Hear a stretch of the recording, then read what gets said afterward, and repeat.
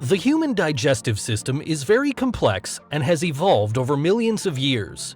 It basically consists of the rectum, the large intestine, the small intestine, the pancreas, the stomach, also called gaster and ventriculus, and the liver with the gallbladder. The esophagus is also part of this system, as well as various salivary glands near the mouth.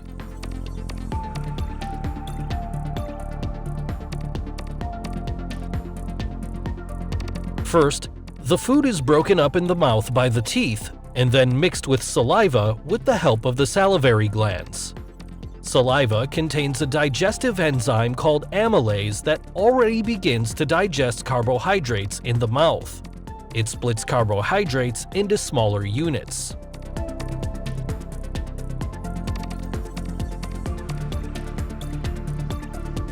The ball-like mixture of food with saliva, also known as bolus, is pushed into the throat by the tongue, and finally into the esophagus, which propels the bolus to the stomach. The esophageal lumen, that is, the opening inside the esophagus, is very flexible, which allows boluses of different sizes to be transported. The esophagus consists of several layers. These layers occur throughout the entire digestive tract. The two outer muscle layers are responsible for peristalsis. Through these two muscles, the bolus can be transported from the mouth to the stomach, even if the person is standing on his head.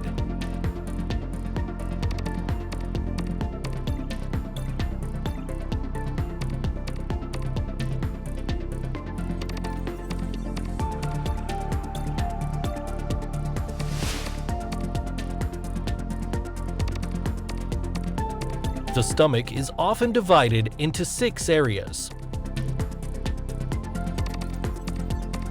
The stomach is composed of a similar structure to the esophagus.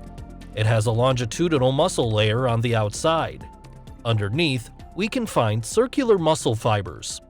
In addition to this, there is an oblique muscle layer overlaying the mucosa. On the inside, there are rugae that allow the stomach to enlarge when food is consumed. The stomach wall contains gastric glands. They produce mucus, which is able to protect the stomach wall from the secreted gastric acid. Gastric acid is produced by simply smelling or seeing food, but also spices, and the stretching of the stomach causes the secretion, that is, the release of gastric acid. About 1 to 2 liters of gastric juice are produced per day. Since the esophagus does not have a protective mucus layer like the stomach and esophagus are separated by a sphincter. It relaxes when a bolus is pushed from the esophagus into the stomach and then contracts to prevent acid and food from going back up. Gastric juice consists, among other things, of hydrochloric acid, the enzyme pepsin, the intrinsic factor, and lipase for the digestion of fat.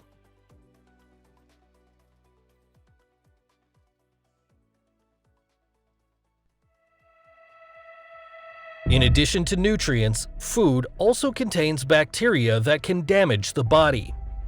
The components of hydrochloric acid are able to destroy harmful bacteria.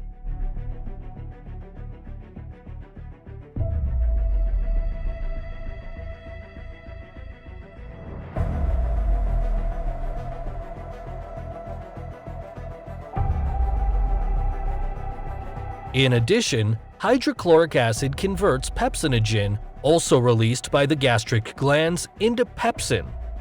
Pepsin is able to break down proteins in the stomach.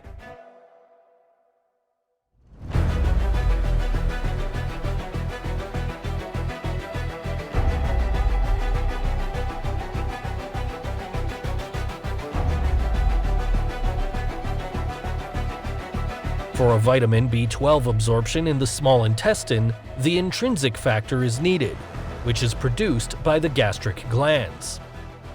The vitamin must combine with intrinsic factor, then it can be absorbed later by the small intestine. Vitamin B12 helps keep the body's nerve and blood cells healthy and helps make DNA. It also contains gastric lipase, an acid-resistant enzyme for fat digestion. In the stomach, gastric lipase splits a triglyceride into a free fatty acid and a diglyceride, whereby only the free fatty acid can be absorbed by the body. More effective fat digestion takes place in the small intestine.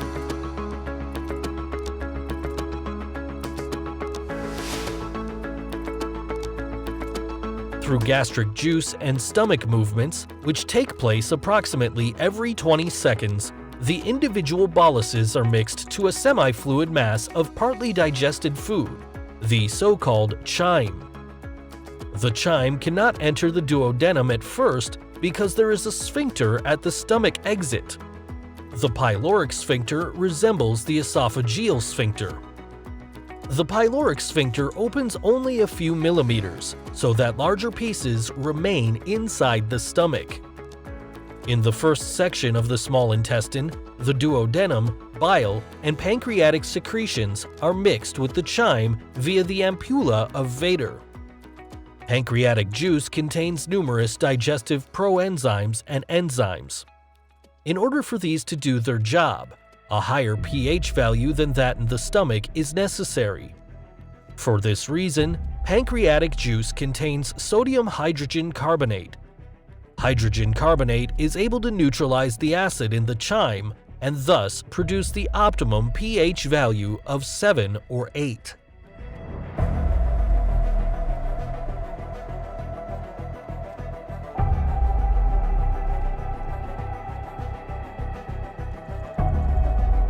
Pancreatic juice also contains proenzymes.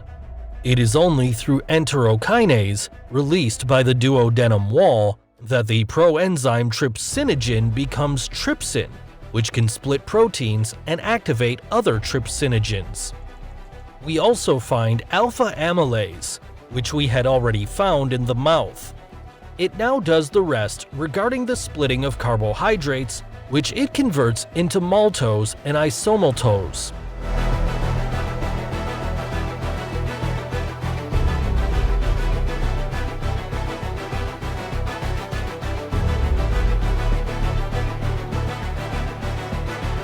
Furthermore, pancreatic lipase is able to split triglycerides into two free fatty acids. The gastric lipase, as we have seen before, can produce only one free fatty acid. The pancreatic lipase can cleave triglycerides excellently because the bile breaks the fats down into tiny droplets. This is called emulsification. Numerous other enzymes are part of pancreatic juice, but these will not be explained in detail here.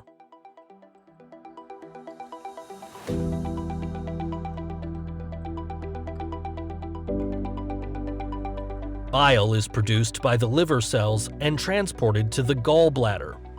The bile is stored in the gallbladder and finally added to the food in the duodenum via the ampulla of Vater. The pancreas also releases juice via the ampulla of Vater.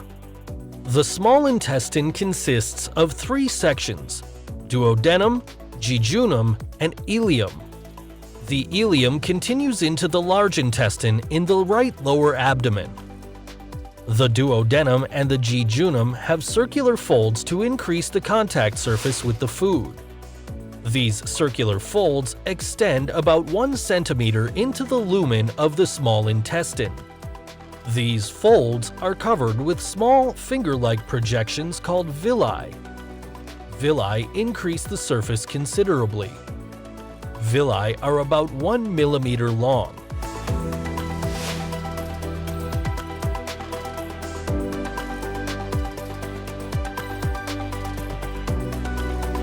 Each villus contains blood capillaries and a lymphatic capillary called lacteal, which we will see later. The nutrients, marked green here, are absorbed by the villus and transferred to the blood capillaries.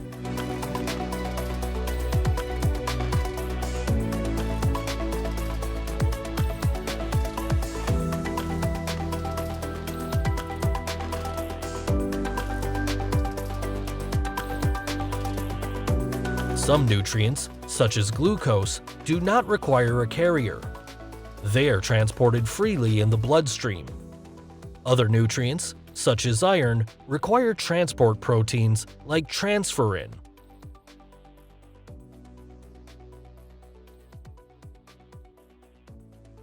Fats are transported by chylomicrons, which are lipoproteins. The triglycerides to be transported are virtually enclosed in the lipoprotein.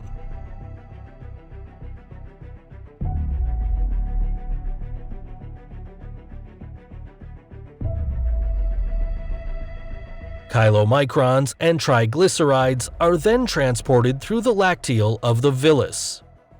Each villus is covered by even smaller microvilli.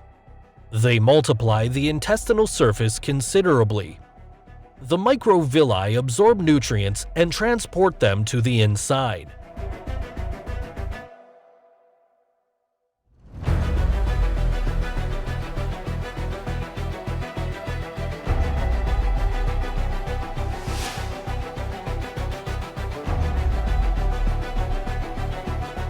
The last part of the small intestine is the ileum. It does not have, unlike the duodenum and jejunum, circular folds. The ileum absorbs electrolytes, such as calcium for building bones, hair, and teeth. Trace elements, such as zinc for sperm production and the immune system. Vitamins, such as B12, for the formation and maturation of red blood cells, and remaining bile acid, which is transported back to the liver via the bloodstream.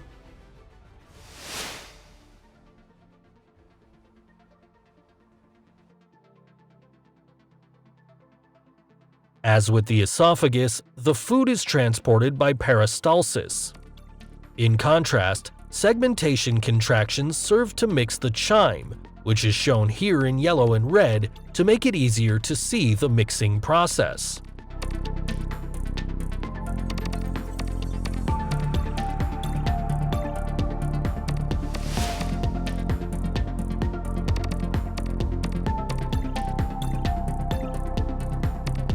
The large intestine is thicker than the small intestine. It is about 1 meter long and surrounds the small intestine. The small intestine is connected to the large intestine via the Bowheen's valve. It opens when chyme is to pass from the small intestine to the large intestine. The large intestine does not have any villi like the small intestine because most digestible substances have already been absorbed in the small intestine. However, the large intestine has an estimated 100 billion bacteria inside. They are important for many other tasks, such as the production of vitamins and the decomposition of fiber for the body's energy production.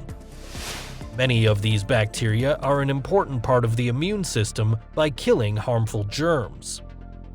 Through peristalsis, the chyme is transported from the ascending colon to the transverse colon to the descending colon. On its way through the large intestine, water is removed from the chyme. Furthermore, mucus is added for proper excretion of waste. Substances that cannot be absorbed through the small intestine or the large intestine remain in the rectum and are finally excreted through the anus.